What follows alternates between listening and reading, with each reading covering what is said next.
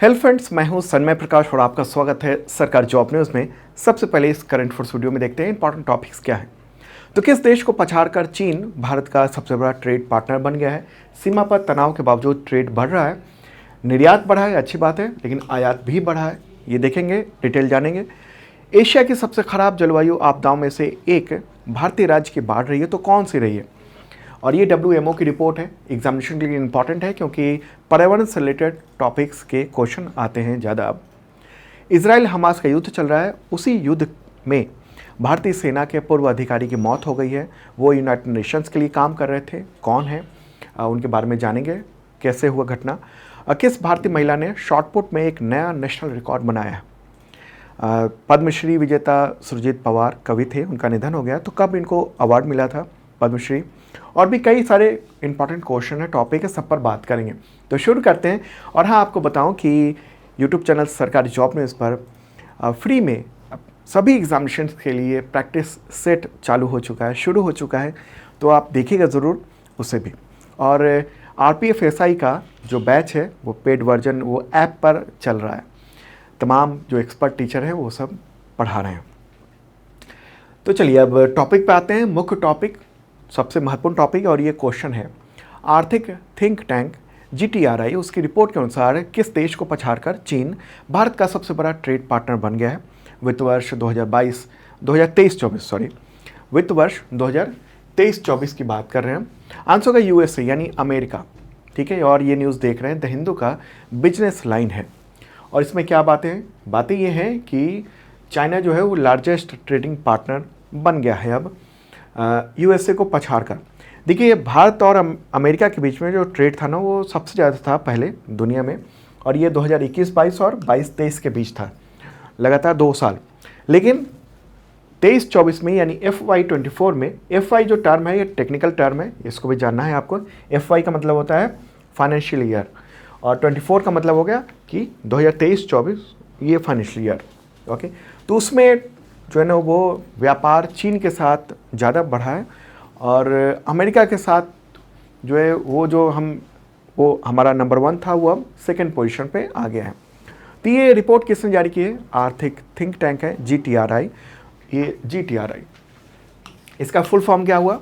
इसका full form है global trade research initiative, ठीक है। तो उसी की ये रिपोर्ट है। अब कितना रहा है व्यापार ये भी देख लेते हैं, पहले मैप के ज़रिए समझते हैं। प्यारा भारत है अपना, और ये है पड़ोसी हमारा चाइना, ठीक है। तो इसके साथ ट्रेड जो है वो बढ़ा है। तो कितना है? नंबर 1 तो भारत चीन है, तो भारत चीन के साथ जो ट्रेड है वो 118.4 अरब डॉलर का है। और भारत और अमेरिका के बीच में जो ट्रेड है, व्यापार है, वो 118.3 अरब डॉलर का, मतलब मामूली सा अंतर दिख रहा है। लेकिन चीन जो है वो हमारा सबसे बड़ा ट्रेडिंग पार्टनर बन चुका है, ठीक है। अब सवाल होगा कि चीन के साथ कितना कारोबार बढ़ा है। अगर हम देखेंगे, देखिए आयात में वृद्धि हुई है चीन से, 3.24% आयात में बढ़ोतरी हुई है। और ये हम आयात कर रहे हैं कितना चीन से, यानी हम मंगवा रहे हैं सामान वो 101.7 यानी 101.7 बिलियन डॉलर का, बिलियन मतलब अरब डॉलर का। लेकिन खास बात यह है कि इस बार भारत का निर्यात भी अच्छा खासा बढ़ा है। बढ़ा कितना है? 8.7% बढ़ा है पिछले की तुलना में, और ये बढ़कर अब 16.67 बिलियन डॉलर का हो गया है, यानी इतने अरब डॉलर का हो गया।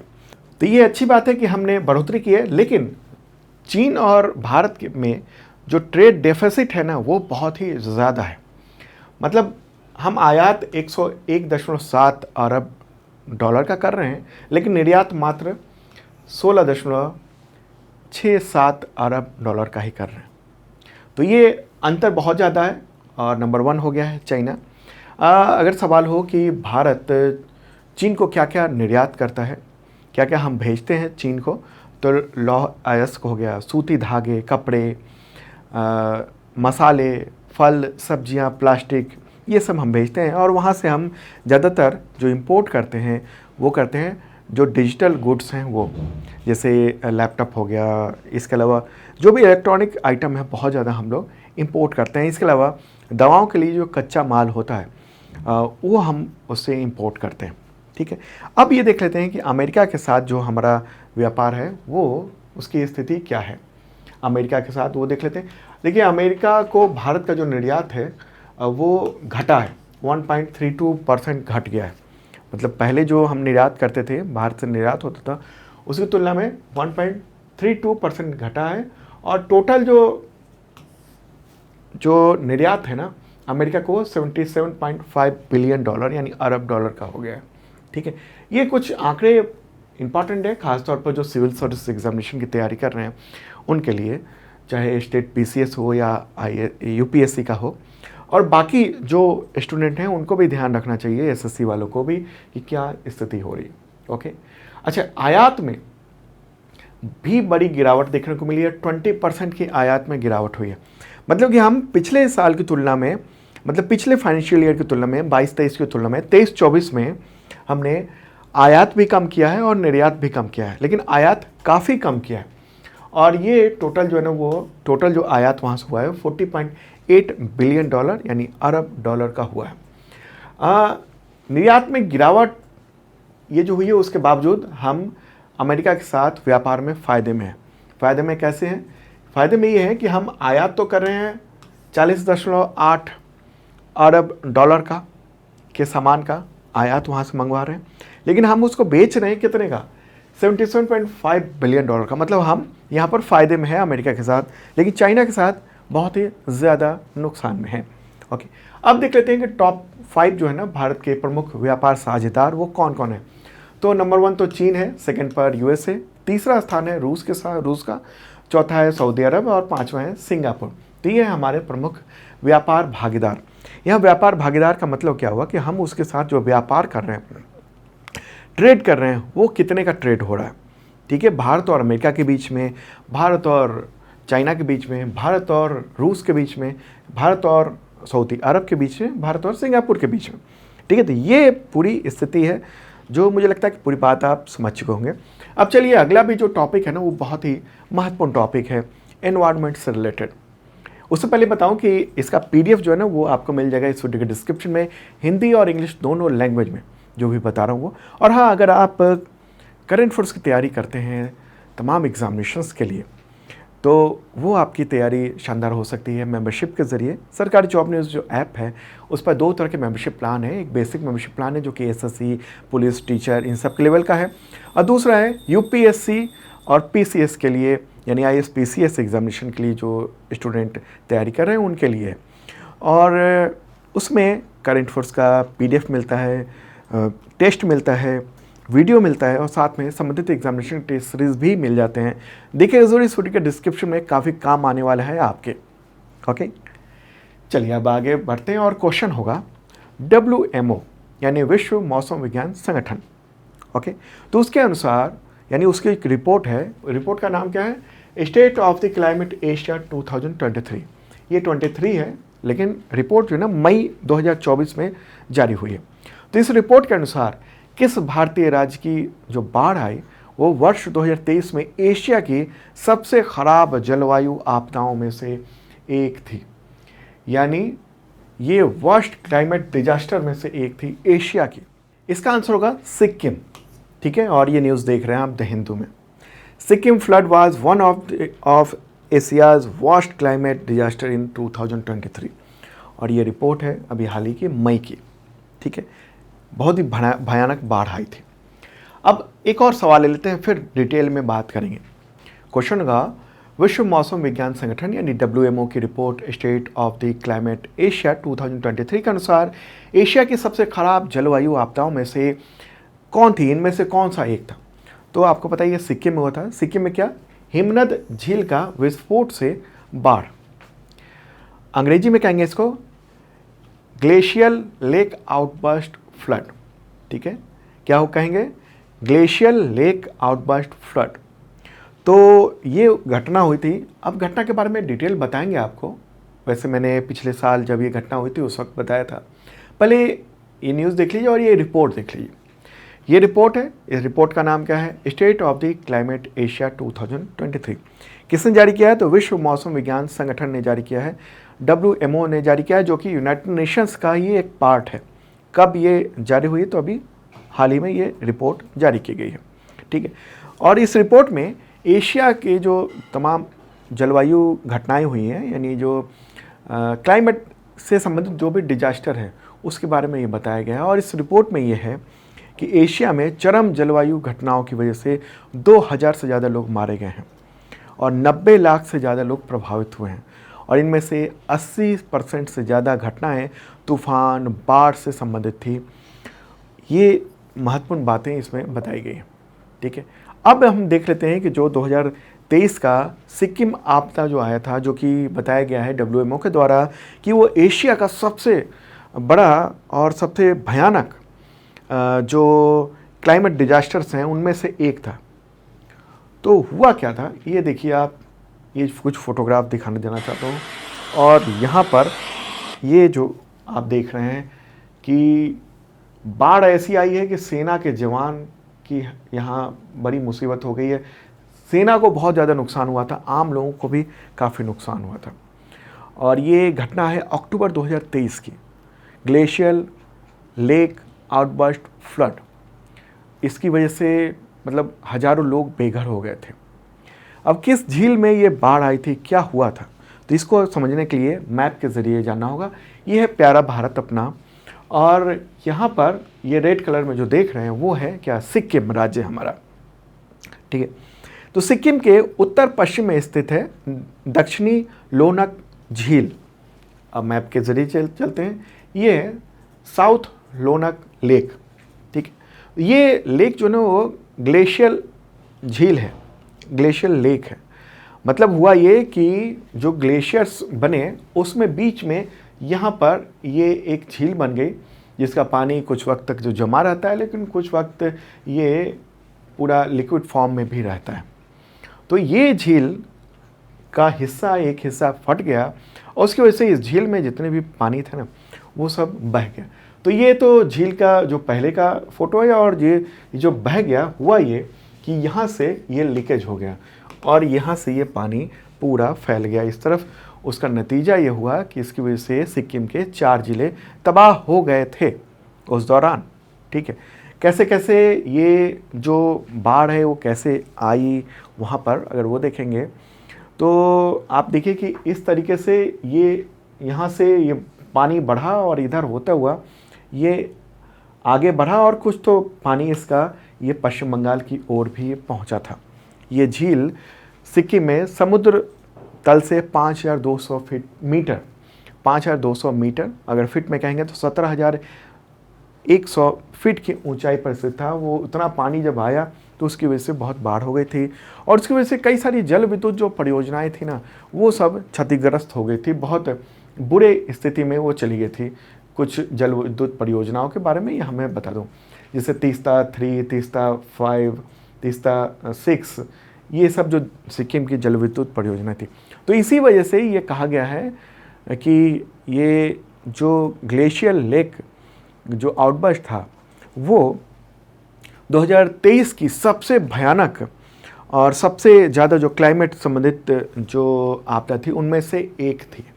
ठीक है, मुझे लगता है कि यार ये पूरी बात आप समझ चुके होंगे। पर्यावरण से रिलेटेड है, पर्यावरण आजकल एग्जामिनेशन में महत्वपूर्ण हो जाता है।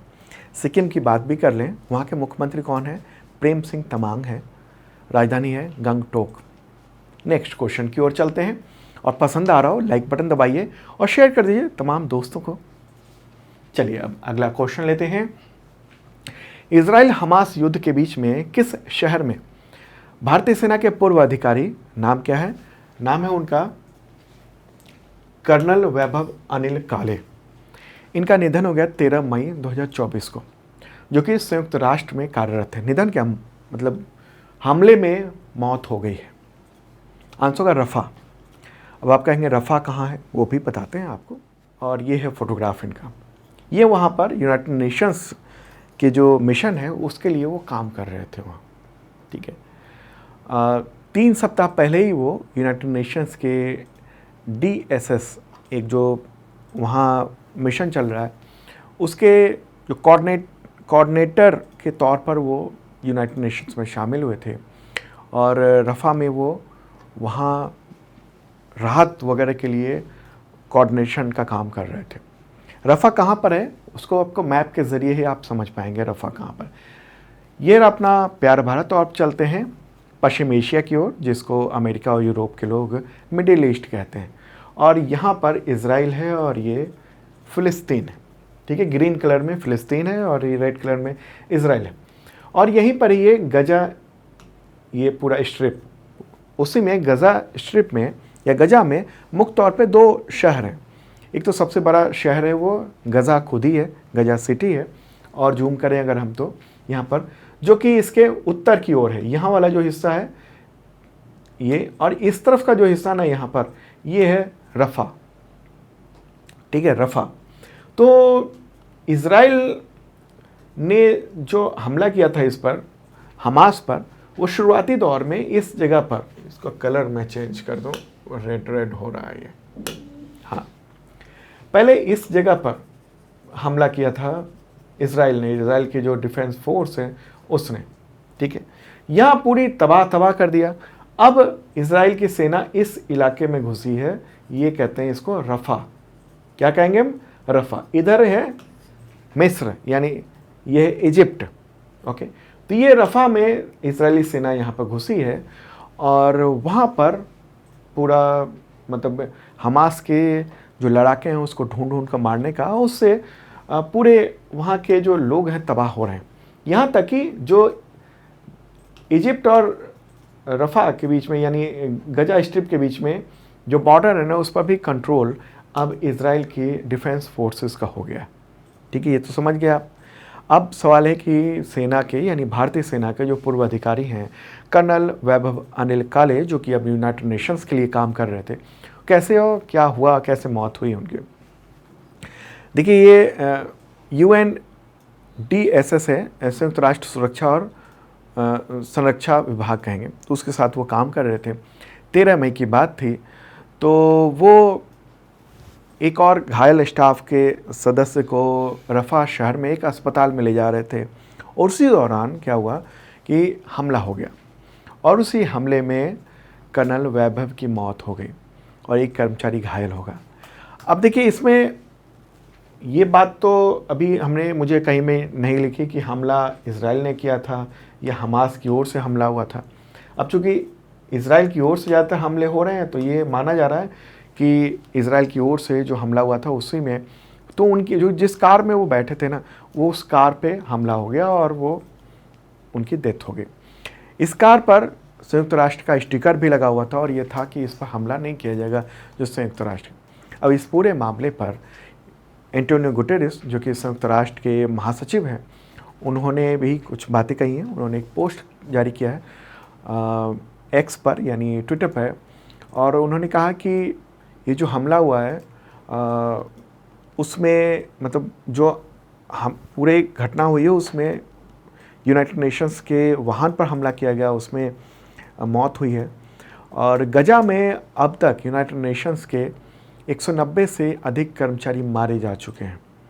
और उनका कहना है कि जो भी मानवीय कार्यकर्ता हैं, यूनाइटेड नेशंस के कार्यकर्ता हैं, उनकी सुरक्षा की जानी चाहिए, उस पर हमला नहीं किया जाना चाहिए, और बहुत ही निंदनीय है। ठीक है, कर्नल वैभव काले ये नागपुर के रहने वाले थे। और आपको बताऊं कि कर्नल काले उन्होंने प्रमुख भूमिका निभाई थी जब पठानकोट में जब आतंकी हमला हुआ था ना, उस वक्त। ठीक है, वो मूलतः भारतीय सेना के 11 जम्मू कश्मीर जो राइफल्स रेजिमेंट है उसके अधिकारी रह चुके थे। 2 साल पहले रिटायरमेंट ले ली थी, और अभी बस कुछ महीने पहले ही उन्होंने यूनाइटेड नेशंस में भूमिका शुरू की थी, वहाँ काम करना शुरू किया था। ठीक है, तो ये पूरी बात है जो आपने समझा, जो भी इज़राइल और हमास के बीच में युद्ध चल रहा है उसकी क्या प्रोग्रेस है। रफ़ा पर जो हमला हुआ वो भी आपने समझा, जाना। और ये भी सवाल हो सकता है एग्जामिनेशन में आपके कि रफ़ा कहाँ पर स्थित है, रफ़ा किस देश का हिस्सा है, ये भी सवाल हो सकता है। तो आपको समझना चाहिए रफ़ा जो है ना वो फ़िलिस्तीन का हिस्सा है, और किस एरिया का हिस्सा है, तो वो गजा जो स्ट्रिप है उसका हिस्सा है रफ़ा। चलिए आगे बढ़ते हैं, अगला क्वेश्चन लेते हैं। किस भारतीय महिला खिलाड़ी ने नेशनल फेडरेशन एथलेटिक्स चैंपियनशिप में 18.41 मीटर गोला फेंककर नया शॉटपुट महिला नेशनल रिकॉर्ड बनाया। यानी वुमेंस नेशनल रिकॉर्ड की बात यहाँ पर हो रही है। क्या होगा आंसर इसका? आंसर होगा आभा खटुआ। ठीक है, आभा खटुआ। तो वो 28 वर्षीय हैं और ये न्यूज़ देख रहे हैं आप स्टार स्पोर्ट्स, जो कि द हिंदू का ही एक ब्रांच है उसमें। ठीक है, तो शॉटपुट प्लेयर हैं, पश्चिम बंगाल से हैं, ये फोटोग्राफ रहा। पिता इनके किसान हैं और 13 मई को इन्होंने एक नया नेशनल रिकॉर्ड बनाया है। 5वां प्रयास था उनका, उसमें ये गोल्ड मेडल जीता उन्होंने इस प्रतियोगिता में और एक नेशनल रिकॉर्ड बना लिया उन्होंने। ठीक है, चलिए आगे बढ़ते हैं, अगला क्वेश्चन लेते हैं। शॉटपुट क्या होता है? शॉटपुट मतलब कि गोला फेंक हुआ, एक गोला होता है उसको फेंकना होता है, आप कितनी दूर फेंक सकते हैं। तो उसी में इन्होंने ये इतना मीटर फेंक के गोल्ड मेडल प्राप्त किया है और नेशनल रिकॉर्ड बनाया है। वुमेंस की बात कर रहे हैं, वुमेंस नेशनल रिकॉर्ड। अगला क्वेश्चन लेते हैं। भारत फ्रांस संयुक्त सैन्य अभ्यास, उसका नाम है शक्ति, उसके 7वें संस्करण का आयोजन कहाँ पर हुआ है? ये बताओ मैं, भारत में ही हुआ है। आंसर होगा उमरोई मेघालय में। ठीक है, उमरोई मेघालय में। और सैन्य अभ्यास का उद्घाटन समारोह हुआ और जो फ्रांस के राजदूत हैं थियरी मथो, तो वो भी वहाँ पर मौजूद थे, वो भी वहाँ पर वो आए थे। ठीक है, तो ये आयोजन कहाँ हुआ है? उमरोई मेघालय में ये आयोजन हुआ है। दोनों देशों की जो सेना है वो उसमें पार्टिसिपेट कर रही है। कब से कब तक? 13 से 26 मई तक ये आयोजन चल रहा है। मेघालय मैप में यहाँ पर आप देख रहे हैं ये। ठीक है, 7वां संस्करण है ये।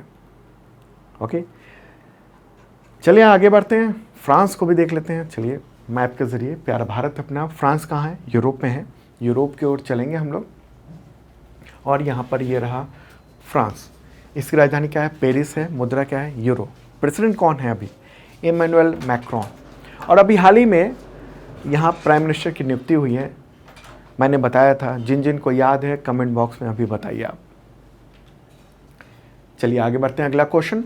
पंजाबी कवि और लेखक सुरजीत पातर का निधन हो गया 11 मई 2024 को। तो उन्हें किस वर्ष पद्मश्री पुरस्कार मिला था? आंसर 2012 में मिला था उनको, साहित्य और शिक्षा के क्षेत्र में। और ये रहा फोटोग्राफ इनका। तो उनकी डेथ हो गई 11 मई को। जब सोए उसके बाद वो उठे नहीं, नींद में थे, फिर डेथ हो गई। उन्होंने कई सारी रचनाएं लिखी हैं। हवा विच लेखे हर्फ काफ़ी पॉपुलर रही है। ठीक है, 2012 में उनको पद्मश्री अवार्ड मिला था साहित्य और शिक्षा के क्षेत्र में काम करने के लिए।